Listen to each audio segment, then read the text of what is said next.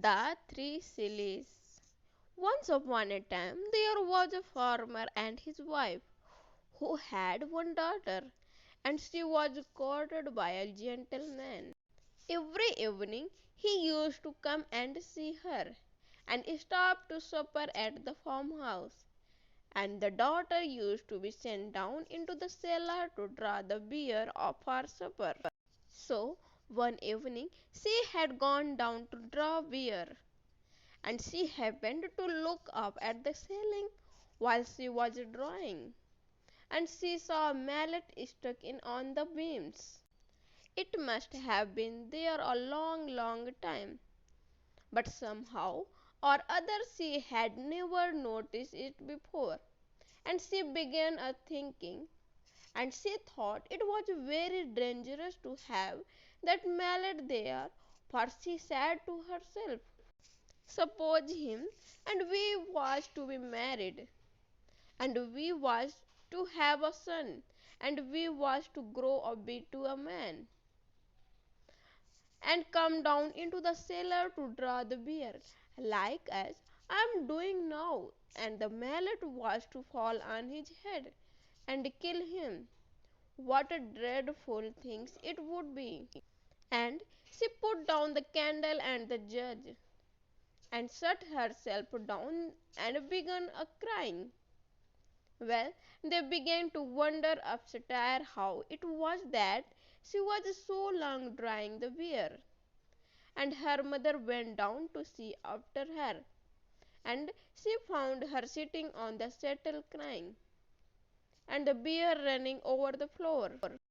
Why, whatever is the matter? Said her mother. Oh, mother, said she, look at the horrid mallet.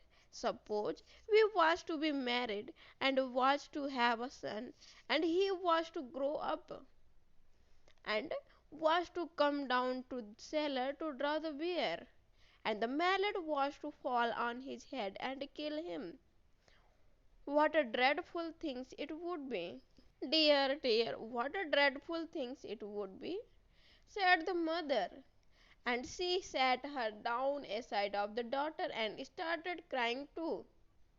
Then, after a bit, the father began to wonder that they did not come back, and he went down into the cellar to look after them himself.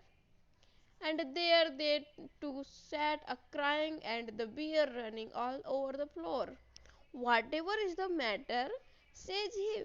Why, says the mother, look at that horrid mallet. Just suppose if our daughter and her sweetheart was to be married, and was to have a son, and she was to grow up, and was to come down into the cellar to draw the beer, and the mallet was to fall on his head and kill him. What a dreadful thing it would be! Dear, dear, dear! So it would, said the father, and she sat himself down aside of the other two and started crying. Now the gentleman got tired of stopping up in the kitchen by himself, and at last he went down into the cellar too, to see what they were after, and there they three sat crying side by side, and the beer running all over the floor. And he ran straight and turned the tap. Then he said, whatever are you three doing, sitting there crying, and letting the beer run all over the floor? Oh, says the father, look at that horrid metal.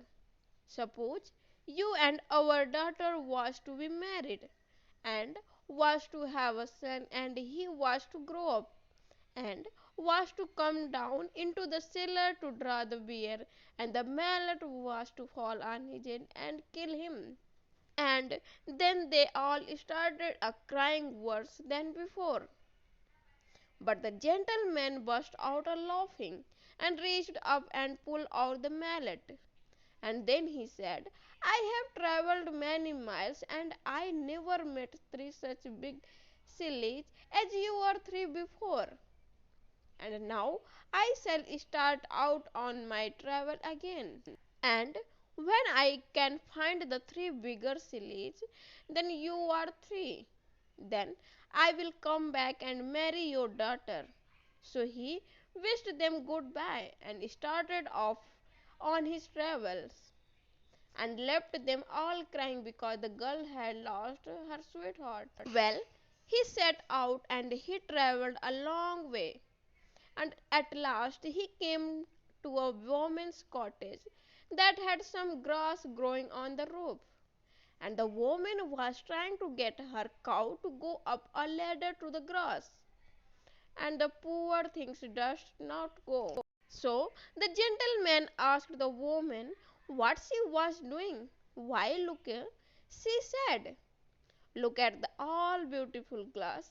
I am going to get the cow on the roof to eat it. She shall be quite safe, for I shall tie a string round her neck and pass it down the chimney and tie it to my wrist as I go about the house. So she can't fall off without my knowing it. Oh, you poor silly, said the gentleman. You should cut the grass and throw it down to the cow. But the woman thought it was easier to get the cow up the ladder than to get the grass down. So she pushed her and coaxed her and got her up, and tied a string round her neck, and passed it down the chimney, and fastened it to her own wrist. And the gentleman went on his way, but he had not gone far when the cow tumbled off the roof, and hung by the string tied round her neck, and it strangled her, and the weight of the cow tied off her wrist pulled the woman up the chimney, and she stuck fast halfway and was smothered in the soot. Well, that was one being silly, and the gentleman went on and on, and he went to an inn to stop the night, and they were so full at the inn that they had to pull him in a double bedded room, and another traveller was to sleep in other bed. The other man was a very pleasant fellow, and they got very friendly together. But in the morning, when they were both getting up, the gentleman was surprised to see the other hang a trouser on the knobs of the chest of drawers and run across the room and try to jump into them. And he tried over and over again and could not manage it. And the gentleman wondered whatever he was doing it for. At last he stopped and wiped his face with his handkerchief.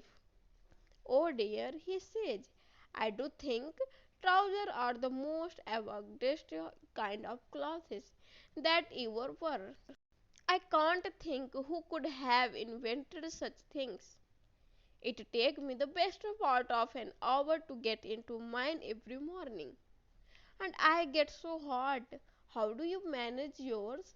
So the gentleman burst out laughing, and he showed him how to put them on, and he was very much obliged to him, and said he never should have thought of doing it that way. So that was another big silly.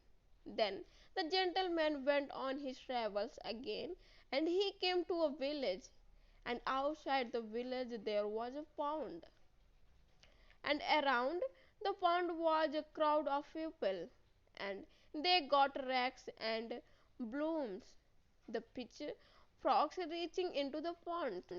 And the gentleman asked what was the matter. Why, they say, matter enough. Moons tumbled into the pond, and we can't drag her out anyhow. So the gentleman burst out laughing, and told them to look up into the sky, and that it was only the shadow in the water.